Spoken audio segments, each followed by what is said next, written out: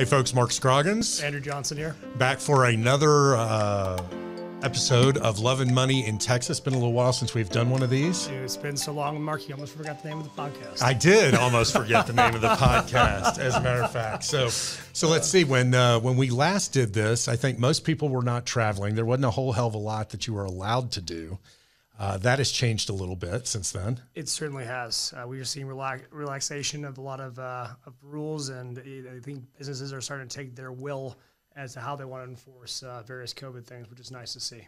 Yeah, I think it's interesting, and things keep changing. I just had taken my office down to Mexico, and so, of course, they just changed now you've got to get the COVID test within 24 hours of coming back, and so that's a pain in the ass, but.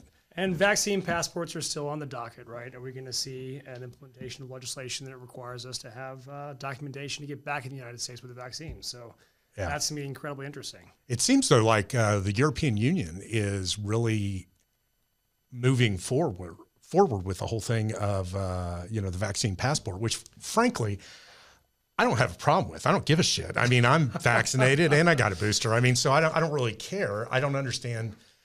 I personally don't understand why so many people make it into a big deal about getting a damn shot. Yeah, I'm not one to tell you that I'm against vaccines at all. I'm actually very pro-vaccine. Right. I think herd immunity is like one of the most incredible modern concepts that we have. However, I think just the scare with people, particularly younger people, I'm noticing, like people my generation, is that they're just nervous about this new technology, right? Right. mRNA is tough, and is it worth risking potentially fertility? It was one thing that, I've had a friend tell me. He goes, I don't know what the impact on possible pregnancy will be for me and my wife. And being in the healthy range of things, if you look at the numbers, I'm vaccinated, so I guess I'm not one to talk. But a lot of people are saying, hey, look, I have a very good chance of surviving this thing. But I can tell you from personal experience, there's been plenty of COVID sucks. Yeah. I don't know if you've had it. I have. Yeah. So it's not fun, and people are getting it. They're even vaccinated, and it's a lot less impactful. So if anything, save yourself some torment. Well, that's the point. I mean, so it doesn't mean that you can't get it, but it means that the likelihood of having a severe case or hospitalization is minimal. Yeah. And like you said, I had it before and it sucked. It was like a really, really bad case of the flu. But then again, I know some people that have died, too, which, anyway, that's a whole nother thing. Why don't I'm sure we will come back to some different issues, and COVID's going to touch a lot of this crap anyway, because of how much it has impacted things, both in the courtroom and in the boardroom on a lot of different stuff and what the impact has been. So let's talk about some of the stuff that is going on right now with money specifically. I know that I about want to have a frickin' panic attack every damn day when I look at my stocks. Yeah, it's been a volatility nightmare.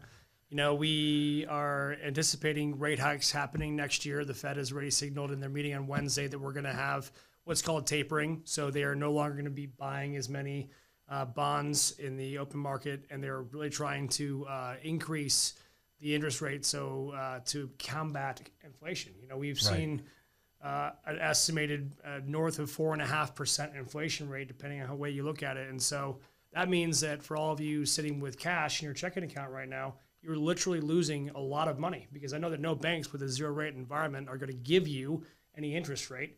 So here you are just hemorrhaging, I guess, a real return, which is a big bummer. It's one of the hardest things about being a saver in today's society is that you are forced to take some kind of risk. And I hate that. Yeah. But one of the things that's, I think, good about what the Fed is doing is that I always get nervous when they don't have enough arrows in the quiver. Right. Because if we have another major economic event that's outside of COVID, which we can get to that in a second, how surprising it was that it wasn't so impactful and how quick the rebound was, because Americans have saved over $1.5 trillion in assets over this period of time, which is just startling. So I think that the financial position of consumers in America is very strong. However, valuations are out of control. Right. And people are saying, hey, how much farther can we go? And I talked to a number of people in this space, and they just are scratching their heads. And I think for the first time in my career, albeit it's not been 2 or 3 decades, it's been about 10 years, I have had a hard time talking to portfolio managers because they simply don't know what could happen next. Right. Well, let's talk about like an area that I see that. And I think, anybody who's a homeowner has seen it. And anybody who wants to get into real estate investment has seen it. Yes. Because you look at a house and you go, that is worth X based on, all this knowledge, all these years. And then you're told that, no, that's really worth Y. And it might even be worth more than Y because we've got all these people with all this, trillion plus saved that are coming in from the sidelines and putting it into real estate. Oh, it's definitely foreseeable. Now, the funny thing is, I saw a bit about this recently. There is a kind of phenomenon happening in the markets with appraisals right now. Right. So obviously bank lending is contingent on appraisal coming back and it corroborating the price of the property, right? Right. So there was a guy who did an experiment on, I saw a good old TikTok where he ended up putting in a cash offer, and he actually asked the seller in a private conversation, hey, our cash offer is $75,000. This was a very cheap house. Mm-hmm. And he goes, he's planning on putting some improvements into it and then using Section 8 housing, which is a whole other conversation another day. But long story short is he told the bank that he was going to be buying it for $90,000, so $15,000 over what it was, even though they had a separate agreement to pay him $75,000. Now, I don't implore you to do this because that sounds like a fraudulent thing, but I'm sure it is. Yep. Basically, the bank told the inspector that it was a $90K offer, and magically a house that appraised for like $45,000 a few years ago came back at $90,000, which was a complete shit pile. Right. So I think that there's definitely cahoots happening, and if you look at the broader picture going back to 2008.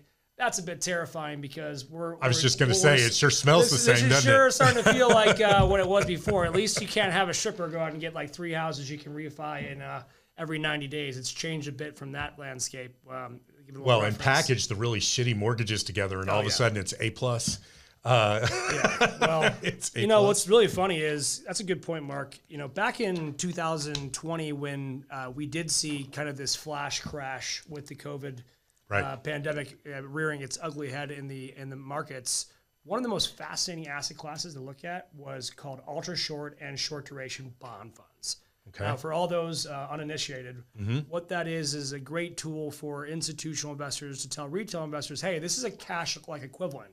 And this actually ties back to what we talked about with having to take on risk as a saver. Yep. And this particular investment is all supposed to be investment grade bonds that pay a very low yield. So ultra short's about a 1.5% yield annualized.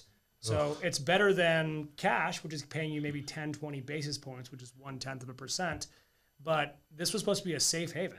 Right. And in April, when there was a big squeeze on that market, they found out these ultra short funds, to juice the yield, actually had some junk bonds in there, so non-investment grade debt, and it really locked up these funds to a point where they went down by 6% in that period of time.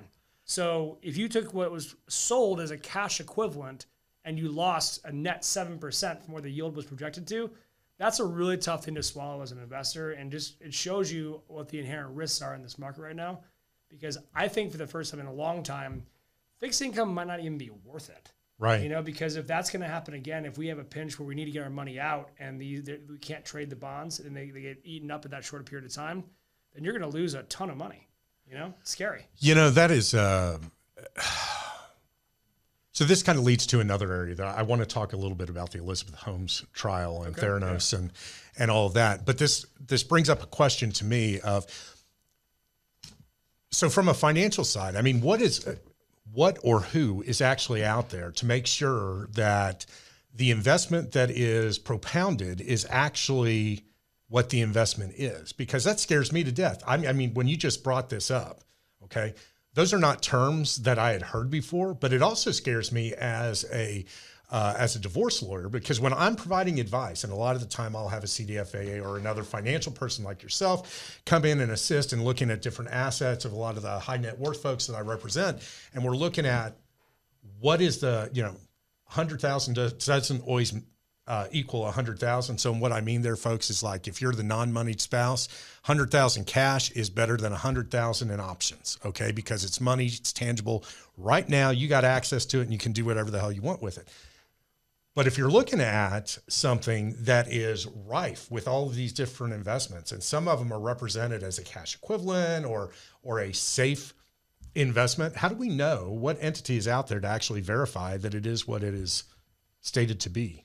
I think one of the scary things as a consumer or just a retail investor is the SEC is a watchdog, of course, and the Department of Labor went on a kind of a tirade, a crucible to really rein in investment advisors to put some personal liability on IAs a couple of years ago under the Obama administration to kind of create more, I guess, education around that and make sure that there weren't people that are taking advantage of. But in answer to your question, it still comes down to the fact that, like, even if you are a uneducated investor and who's using a financial advisor, you still got to do a little bit of your own research. Right. And if you don't have somebody that you implicitly trust who is managing your money and who is a fiduciary and is protecting you, that's a problem. Let me stop you right there for just a second. So for those of the uninitiated, as you just used, I'm going to use that over and over again. When you talk about someone who is a fiduciary, for those that don't understand what that is, can you explain what that is and why it's important? The simple definition of fiduciary is somebody who is personally liable from a exposure perspective, typically financially and reputationally, if they do not put the interests of the client before their own. Right. So you might not believe this, but it's actually pretty believable. Back in the 80s and 70s and even 90s, when there's this crazy stockbroker mentality, you would employ what was called the best interest standard. So it was really just the suitability standard. The suitability standard means is this a suitable investment for a client? Now that's a great legal term, and it leaves a lot of ambiguity, saying, hey, how suitable is this? It's suitable enough. We can sell it to them. Right. And that's really changed the nature of the beast in my world, because I'm a fiduciary, and if I just pick a suitable thing, it might not be the best thing for you. Right. Because I could, if I was so wanting to, I could choose a C-share mutual fund, which pays me, 1.5% annually on a vehicle that already has a layer of fees in it. Right. So there's lots of different ways you can experience fees and minimization of return for people who are unscrupulous in the seat. So, the financial advisory world, I think, has improved a lot over the past 10, 15 years with the introduction of what's called fee-based advice, which eliminates that transactionality, that broker mentality. Yep. But circling back to your initial question, fiduciaries are important because they protect you. And if you feel like your investment advisor has put you into an investment that is against the nature of what you do, and it was a bad idea because they benefited from a commission or something like that, right, then you can say, hey, I'm going to sue you personally, and I'm not going after your business assets. I'm going after your personal assets. So. Right. It kind of scares the people like myself into making sure that if I was less morally inclined, to make sure I adhere to that standard. Right. And that's something that I think is super, super important and good for people to understand, because I think that's where, you have a lot of litigation over self-dealing and things like that. Sure. And that would be, folks, that'd be like somebody that's a CEO of a company that creates a side company that has a side company doing some other business that the company that he works for or she works for could actually do. And so they're reaping the benefits that way. And that kind of shit happens all the damn time. Sure does. So before we get to Theranos and Elizabeth Holmes, we got a few minutes before we take a break. So let's talk about a few things that people should be doing towards the end of this year to really maximize a positive financial impact for them. Sure. Well, let's begin this segment by me apologizing and for not getting this information to you before, 15 days before the end of the year. Hopefully you guys can act fast around holidays. There you go. But we all have a little bit of time, I think, around in between, the holidays and New Year to adjust. And so here's some simple tips. I think number one, always max out your retirement accounts. If you have an IRA, a Roth IRA, and make sure you get that maximum amount. It changes for ages. And also there's some inclusion criteria that revolves around your wage. So make sure you understand those. And the good news is you have a little bit more time because you can contribute to your 2021 all the way up until April 15th of 2022. So right. You have some time there. RMDs are back. So for those of you who are 70 and a half or over, and took a break last year during COVID and didn't need that RMD, make sure you get that RMD knocked out. When you say RMD? That is a required minimum distribution. So if you have a legacy IRA, so somebody, like a parent that passed away that has an IRA for you, or if you are an individual who's over 70 and a half, you must take I believe a 3% distribution of your IRA in the physical calendar year of 2021 to avoid a tax penalty. Okay. So, any other thoughts on tips that people should be taking between now and the end of the year, or now and April 15? Sure. So, two things. The Build Better Back legislation, which is still up in the air, has some pretty stringent changes to the tax code. Yeah. Now, I'm not a CPA, and I'm not going to give you any tax advice, but there's some things that you should be aware of that might be happening, that seem to be happening. Number one, which is probably the most painful for anybody on this channel who is a wealthy individual. The lifetime exemption is slated to move down from $11.3 million per individual down to $5 million. So that means if you are a single individual and you have a $10 million estate and this legislation passes, you are going to have a $5 million exposure to the estate tax amount, which is 50%. So you roughly pay about $2.5 million of taxes if this legislation passes. And under the current rules, you pay zero. So how does that impact people? I think the biggest challenge, and we're dealing with this with a few clients right now, is setting up vehicles that can support basically getting around that, right, which is a defective grantor trust, which unfortunately they're trying to get rid of as well. Right. So if you have some time to touch base with your estate planning attorney and you happen to fall into this category, try to get in touch with them before the end of the year. They're probably underwater right now because of what's happening. But if you haven't heard about it, at least you have a little bit of time to think. There you go. All right, folks, stay tuned. Come back shortly. We're going to go to some other topics here in a minute. Time to talk about love. There you go.